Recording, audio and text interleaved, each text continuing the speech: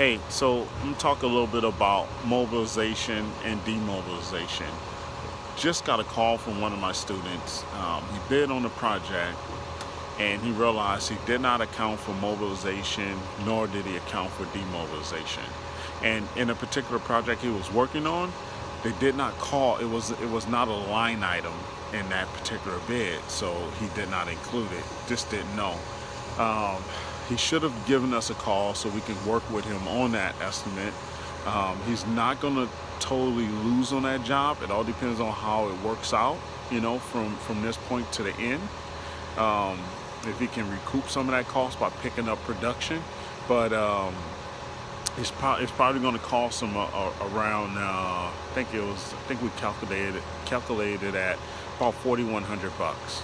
Well, what is mobilization and demobilization? So a lot of times, depending on what type of project you're on, it's clear in the specs, right? It's defined in the specs on what to include in there. Sometimes it's insurance, sometimes it's temporary yard setup, sometimes it's covering existing traffic control signs, sometimes it's doing temporary installation of temporary permanent traffic control signs for the duration of the project. Sometimes it's setting up an office for your client and for yourself.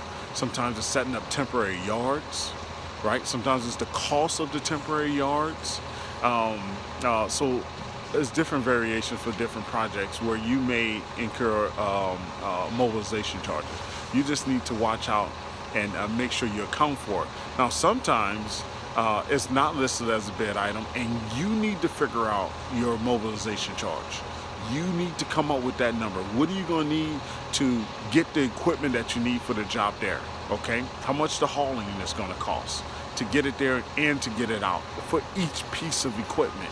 Okay, so you have to remember to include mobilization, demobilization, right?